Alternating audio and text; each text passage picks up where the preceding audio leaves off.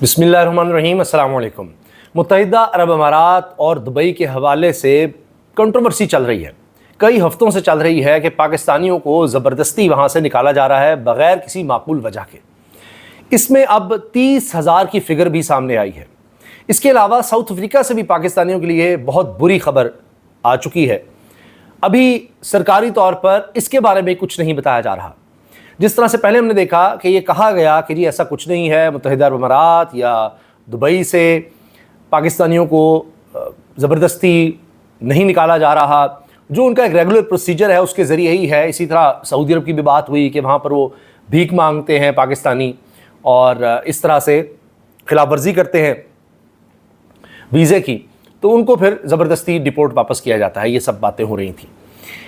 अभी हाल ही में फैसल सब्ज़वारी सेनेटर होते हुए कह रहे हैं कि जी मुझे नहीं जाने दिया गया, और उन्होंने तो सोशल मीडिया पर इस बारे में बात भी कर दी। फिर एक और कंट्रोवर्सी आई, यूसुफ रज़ा गिलानी चेयरमैन सेनेट साबिक़ वज़ीर-ए-आज़म के बेटे मूसा गिलानी, उनके बारे में कहा गया कि जी वो भी वहाँ पर गए थे और उनको वक्त से पहले ही वापस भेज दिया गया। मूसा गिलानी ने इसको डिनाई किया, उन्होंने कहा पहले मेरे से तो पूछ लेते।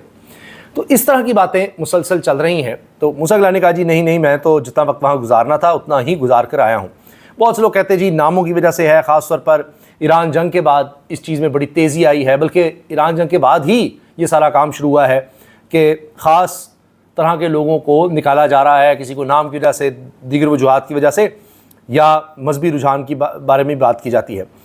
अब रऊफ़ क्लासरा साहब ने अपने प्रोग्राम में इस पर बात भी की है और उन्होंने कहा है कि वज़ारत ख़ारजा ने पहली दफ़ा, वज़ारत ख़ारजा ने, यानी ऑथेंटिक बात है, सरकारी सतह पर वज़ारत ख़ारजा सरकारी तौर पर तस्लीम कर चुकी कि दुबई से 30,000 पाकिस्तानियों को डिपोर्ट किया गया है, जिनमें वो अफराद भी शामिल हैं जिनके पास बाकायदा वीज़े थे, और हुकूमत पाकिस्तान को इन डिपोर्ट होने वालों का जुर्म भी नहीं बताया गया कि किस वजह से इनको डिपोर्ट किया गया, बस डिपोर्ट कर दिया है। जिस तरह मैंने अर्ज़ किया ना, सऊदी अरब के हवाले से बातें आ रही है कि जी वहाँ पर ये भीख मांग रहे थे इस वजह से, या वीज़े की खिलाफ वर्जी की है, दीगर वजूहात। लेकिन कई ऐसे हैं यूएई के बारे में कि बताए नहीं, वजह नहीं बताई जा रही कि जुर्म क्या था इनको डिपोर्ट करने का। फ़ॉरेन ऑफिस कमेटी इजलास में ये इंकशाफात सारे सामने आए हैं। अच्छा, अब जहाँ तक बात है साउथ अफ्रीका की, उस बारे में सीनियर सहाफ़ी जुनैद सलीम साहब ने इंकशाफ किया है कि इस वक्त एक बहुत बड़ा मसला ये बना हुआ है कि तकरीबन 2-2.5 लाख पाकिस्तानी साउथ अफ्रीका में हैं जो कानूनी तौर पर वहाँ पर रह रहे हैं, और ज़ाहिर है कि वो भी कीमती ज़र मुबादला पाकिस्तान भेजते हैं। 2-2.5 लाख इतने होंगे, और शायद इतनी ही तादाद में गैर कानूनी तौर पर मुकीम है। अब पिछले कुछ हफ्तों से या लगभग 1 महीने से साउथ अफ्रीका में तहरीक शुरू हो चुकी है मकामी साउथ अफ्रीकन्स की, और उस तहरीक का बुनियादी मकसद या उनका एजेंडा ये है कि ये बाहर से हमारे मुल्क में लोग आए हुए हैं और यहाँ पर उन्होंने हमारी नौकरियों पर कब्ज़ा कर लिया है।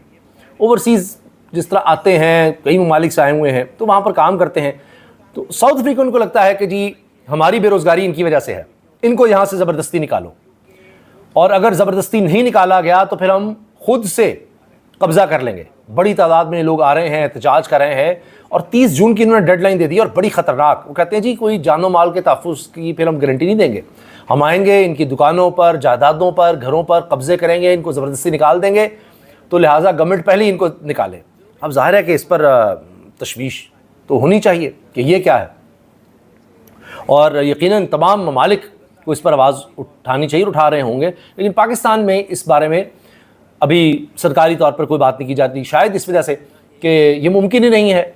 इस तरह साउथ अफ्रीका किस किस के बाशिंदों को बाहर भेजेंगे, वापस भेजेंगे, तो उनको खुद कंट्रोल करना होगा। लेकिन ये बड़ी ख़तरे की बात है कि जी वो जानो माल के तहफ़्फ़ुज़ नहीं हम देंगे, हम आके कब्ज़े कर लेंगे, इनको नुकसान भी पहुँचा सकते हैं। तो ये भी एक टैक्टिक होगा कि इतना खौफ पैदा किया जाए ओवरसीज़ के अंदर कि ये ख़ुद ही अपने मुल्कों को लौट जाएँ, और शायद फिर यहाँ पर इतनी रिक्वायरमेंट हो जाएगी मैन पावर के लिए या लेबर के लिए, दीगर जो काम कर रहे हैं, जिसमें कहा जा रहा है रेस्टोरेंट के बिज़नेस में भी हैं पाकिस्तानी, वहाँ भी हैं, दीगर शोबों में, ज़राअत, दीगर बहुत से कामों में पाकिस्तानी वहाँ पर काम कर रहे हैं। तो इनको निकालेंगे तो हमें रोज़गार मिल जाएगा। ये एक अजीब सोच होती है, छोटी सोच होती है, ऐसे नहीं होता। तो बहरहाल, वरना तो तरक्की याफ्ता ममालिक आप देखिए कोई तरक्की नहीं कर सकता कि वहाँ पर लोग जाते हैं और बेहतरीन दिमाग जाते हैं और उनकी तरक्की का बायस बनते हैं। अब ये तो पाकिस्तान में हुक्मरानों की सोच है ना कि यहाँ पर बेहतरीन चीज़ यह है कि बेहतरीन दिमाग ही एक्सपोर्ट कर दो, वरना दुनिया के मुल्क बेहतरीन दिमागों से तरक्की करते हैं, दुनिया भर से वहाँ पर लोग आएँ, اسکلڈ لوگ آئیں اور کام کریں۔ یہ تو معاملات دو ہو گئے جو میں نے آپ کے سامنے رکھے ہیں، کیونکہ اس پر بڑی بات ہو رہی تھی اور ساؤتھ افریقہ کے بارے میں تو زیادہ بات نہیں ہو رہی، جنید سلیم صاحب نے اس پر توجہ دلائی۔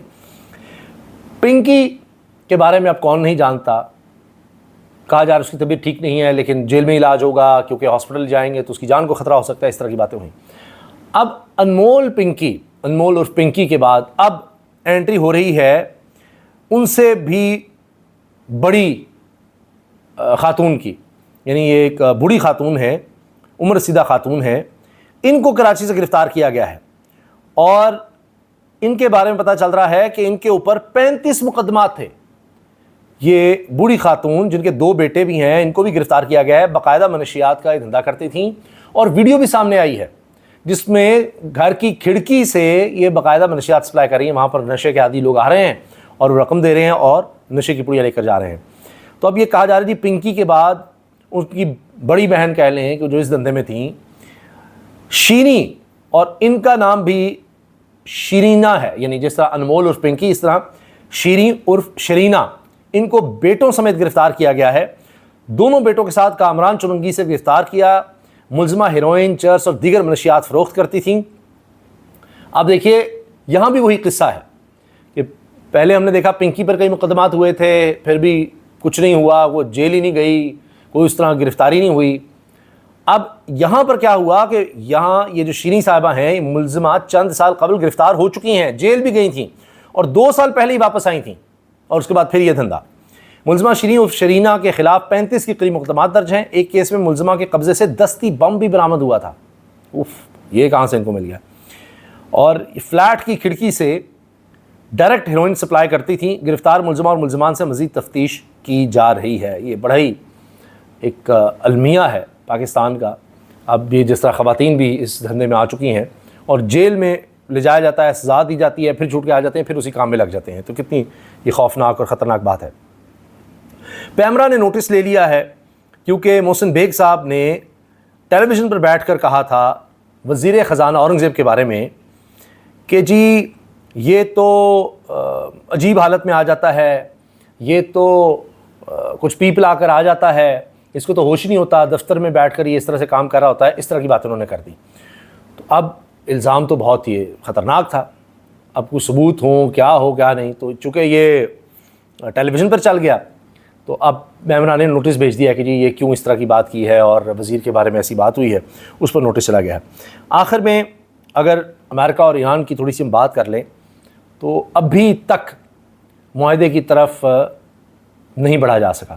وہ 60 دن کے بارے میں جو بات ہو رہی ہے ایک عبوری معاہدے کی، اس کو بھی جھٹکا لگ رہا ہے کیونکہ لبنان میں اسرائیل کے حملے رک نہیں رہے، اور اب خبر آئی ہے کہ ٹرمپ نے لبنان پر جارحیت جاری رکھنے والے اسرائیلی وزیر اعظم نیتن یاہو کو پاگل قرار دے دیا، اور کہتے ہیں فون پر بھی کافی گرما گرمی ہوئی، لیکن اس کے باوجود نیتن یاہو لبنان پر حملے بند نہیں کرے، اور ایران کہہ رہا ہے کہ حملے بند نہیں ہوں گے تو پھر ہم مذاکرات جاری نہیں رکھ سکتے، اور دونوں طرف سے بات چیت پھر روک دی گئی۔ پھر پاکستان نے کردار ادا کیا کہ پیچھے نہ ہٹیں، جہاں تک ہم پہنچ چکے ہیں اس سے پیچھے نہ ہٹیں، یہاں پر رکے رہے۔ تو پھر معاملات آگے دیکھتے ہیں۔ تو ابھی تک جس طرح کہتے ہیں نا کہ فریجائل، ایک کمزور سا سیز فائر چل رہا ہے، اور اللہ کرے کہ ایک عبوری معاہدہ کم از کم ہو جائے، وہ 60 دن کی جو بات ہو رہی ہے، اور اس کے بعد پھر آگے بڑھا جائے۔ تو دونوں چیزیں ظاہر ساتھ ساتھ چل رہی ہیں، کوئی نہ کوئی واقعہ ہو جاتا ہے، اس کے بعد پھر تیل کی قیمتیں اوپر جانے لگ جاتی ہیں۔